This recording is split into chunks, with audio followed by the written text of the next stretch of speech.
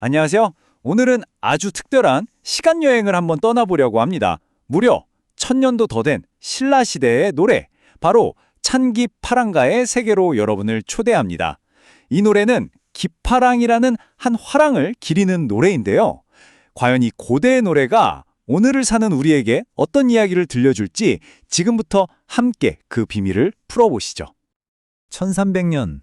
와, 정말 상상하기 힘든 시간이죠. 그냥 박물관에 있는 오래된 유물처럼 느껴질 수도 있는데 신기하게도 이 시는 지금도 우리에게 생생한 감동을 줍니다. 대체 어떻게 그럴 수 있는 걸까요? 그 비밀을 한번 들여다보겠습니다. 네, 바로 이 제품입니다. 처음 보면 낯선 한자들이 빼곡해서 이게 무슨 뜻일까 마치 암호문처럼 보이기도 하죠. 이게 바로 신라시대 고유의 노래 형식인 향가인데요. 제목 그대로 기파랑이라는 인물을 찬양하는 일종의 헌정시라고 할 수 있습니다. 과연 이 노래는 어떤 비유와 상징을 통해 그를 기리고 있는지 이제 자세히 살펴보겠습니다.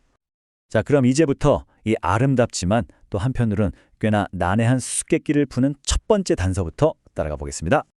이 시의 주인공 기파랑, 그는 신라의 화랑이었습니다. 우리가 보통 화랑하면 그냥 멋진 무사 정도로 생각하기 쉬운데 사실은 학문과 예술, 무예까지 겸비했던 그야말로 당대 최고의 엘리트 집단이었죠. 대체 어떤 인물이었기에 1000년이 훌쩍 넘는 시간 동안 이렇게 노래로 기억되고 있는 걸까요? 바로 이 지점에서부터 수많은 학자들의 깊은 고민이 시작됩니다. 아, 기파랑을 찬양하는 노래구나. 여기까지는 알겠는데 그래서 구체적으로 어떤 내용으로 또 어떤 방식으로 찬양하고 있냐는 거죠. 이 질문이 바로 수십 년간 이어진 치열한 해석 논쟁의 출발점이었습니다. 이제 이 오래된 수수께끼에 대한 가장 유력한 두 가지 해답을 만나볼 시간입니다. 마치 명탐정 두 명이 나타나서 같은 사건을 두고 각자 다른 추리를 펼치는 것과 아주 비슷해요. 자, 이 두 해석의 차이가 정말 흥미롭습니다. 먼저 양주동 박사는 이 시를 하나의 대화로 봤어요.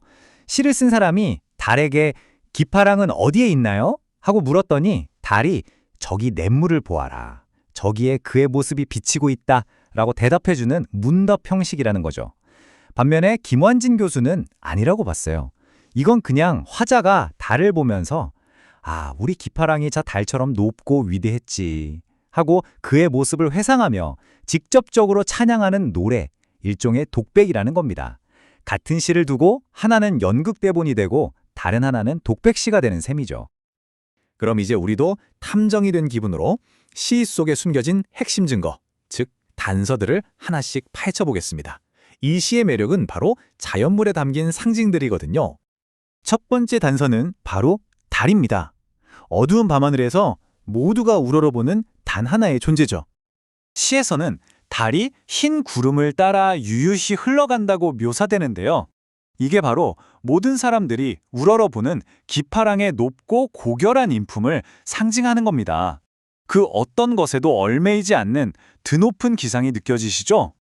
하늘의 달을 봤으니 이제 시선을 아래로 돌려볼까요? 다음 단서는 물속에서 찾을 수 있습니다. 바로 맑은 냇물과 그 안에 조약돌이에요. 맑고 투명한 냇물은 기파랑의 깨끗한 마음을 상징합니다. 그리고 그 맑은 물 속에서 단단하게 자리를 지키고 있는 조약돌은요, 그의 굳세고 강직한 성품을 나타내는 거죠. 속에 훤히 비치는 맑은 마음과 그 안에 든든하게 자리 잡은 강한 의지. 와, 정말 기가 막힌 비유 아닌가요? 자, 이제 마지막이자 어쩌면 가장 강력한 상징이 등장합니다. 바로 잣나무 가지입니다. 한번 상상해보세요. 모든 것이 얼어붙는 혹독한 겨울의 서리에도 굴하지 않고 그 푸르름을 잃지 않는 잣나무. 이것이야말로 어떤 시련과 역경에도 결코 꺾이지 않는 기파랑의 숭고한 절개와 의지를 보여주는 이 시의 가장 핵심적인 이미지라고 할 수 있습니다. 자, 지금까지 우리가 찾아낸 단서들을 모두 모아보겠습니다. 이 상징이라는 퍼즐 조각들이 하나로 합쳐지면 마침내 한 고결한 기사의 초상화가 완성됩니다.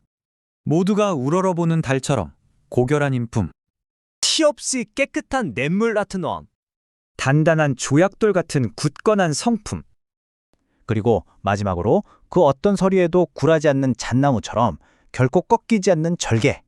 이 모든 것이 합쳐진 모습이 바로 찬기파랑가가 그려내는 기파랑이라는 인물입니다. 결국 양주동, 김원진 두 학자의 해석 방식은 조금 달라도 그들이 가리키는 결론은 같습니다. 이 시의 핵심은 바로 자연물을 통해서 시대를 초월하는 고결한 정신을 찬양하는 데 있다는 거죠. 그러니까 이 노래는 기파랑이라는 한 사람에 대한 찬사를 넘어서서 우리 인간이 지향해야 할 위대한 덕 그 자체를 노래하고 있는 겁니다. 그렇다면 이 오래된 시가 1300년이 지난 오늘 우리에게는 과연 어떤 의미를 가질까요? 이 시가 가진 영원한 힘에 대해 이야기하면서 오늘 이야기를 마무리해볼까 합니다. 핵심은 이겁니다. 찬기파랑가는 그냥 오래된 시가 아니에요. 신라 향가 문학의 수준이 얼마나 높았는지를 보여주는 걸작이고요. 또 시대를 넘어 누구나 공감할 수 있는 인간의 위대한 가치를 노래하고 있죠. 특히 자연물을 빌려서 사람의 인격을 이렇게까지 멋지게 표현한 기법은 정말 감탄이 나옵니다. 그리고 어쩌면 완벽한 정답이 없다는 것. 그래서 우리가 계속해서 이건 무슨 뜻일까 고민하게 만든다는 점 자체가 이 시의 진짜 힘일지도 모르겠습니다. 1300년 전 신라 사람들은 기파랑의 절개와 고결함을 노래했습니다. 그렇다면 21세기를 살고 있는 우리는 과연 어떤 가치를 또 어떤 인물을 우리 시대의 노래로 만들어서 후세에 남겨야 할까요? 오늘 밤 한 번쯤 생각해 보시면 좋을 것 같습니다.